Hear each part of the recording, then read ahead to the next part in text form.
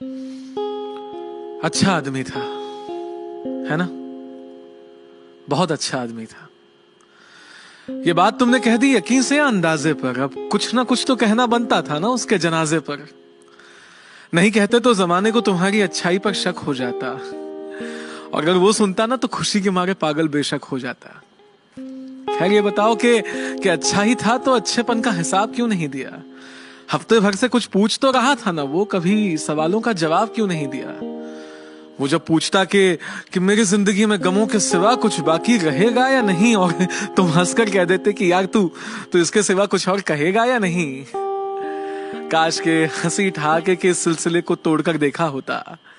काश के जितने बार उसे अलविदा कहा उसी रास्ते पर रुक कर पीछे मुड़कर देखा होता, तो जानते कि तुमसे मिलने के बाद वो कभी घर नहीं गया था। उसके चेहरे से नाराजगी का असर नहीं गया था।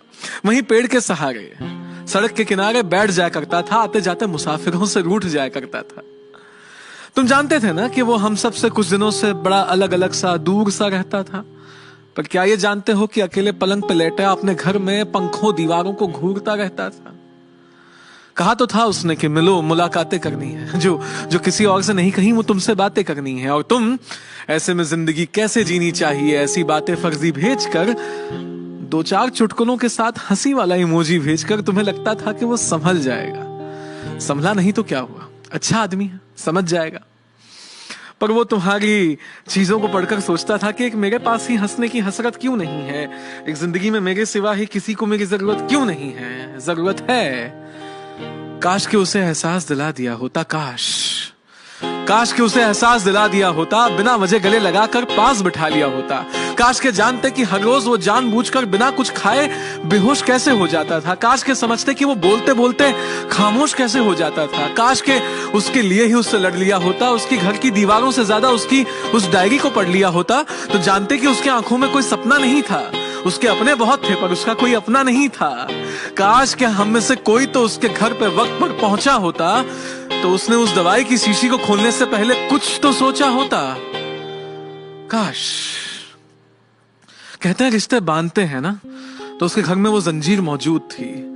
जिस मेज पे दवाई की शीशी थी वहीं माँ पापा की तस्वीर मौजूद थी। पर उस वक्त उसका कोई अपना उसके पास नहीं था। दिल का हर एक दोस्त था तो सही, पर दिल के खास नहीं था। इस बार उसने जिंदगी का रास्ता मौत के जानिब समझा। इस बार उसने चले जाना ही मुनासिब समझा। जाते जाते जिंदगी से सीखता गया वो, अपने आखिरी खत में लिखता गया वो कि मेरी मन मर्जी है कि मेरे दोस्तों को इसमें शामिल मत करना, वहां जाकर परेशान हो जाऊं, इतना काबिल मत करना। और तुम्हें जब जिंदगी बेसब्र मिली, तुम्हें उसके जाने की खबर मिली, तब एहसास हुआ कि वो सच कहता था, कितना सच्चा था। और आज सफेद लिबास पहनकर दुनिया को यह बताने आए हो कि वो कितना अच्छा था। अपने आप को दोस्ती का खुदा, रहनुमा, फरिश्ता सबसे जुदा कहने आए हो। जब तक वो था तब तक तो मिले नहीं, आज आखिरी अलविदा कहने आए हो।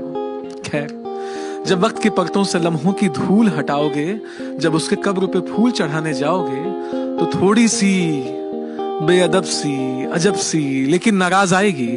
उसकी आखिरी मिट्टी से वो एक आखिरी आवाज आएगी। आवाज कहेगी कि ऐसे कई मंजर के गवाह हम सभी खुद हैं। मुझ जैसे कई अच्छे लोग आज भी तुम्हारी महफिल में मौजूद हैं। तो अगली बार मेरे जैसा कोई दिख जाए तो उससे बातें करना, मुलाकातें करना, उसका दिल रख लेना, उसके घर जाकर उसे तोहफे देना और उस दवाई की शीशी को खिड़की के बाहर फेंक देना। तब शायद वो जिंदगी जीने का हौसला कर सके, तब शायद वो खुश रहने का फैसला कर सके, तब शायद तुमसे नेकी का काम हो जाए, उसकी दोस्तों की पहली लिस्ट में तुम्हारा नाम हो जाए। ये बातें हम सब जानते हैं, सबको पता है। बस आज कहना लाजमी था, ताकि तुम्हें किसी के घर जाकर सफेद लिबास पहनकर ये ना कहना पड़े कि वो अच्छा आदमी था।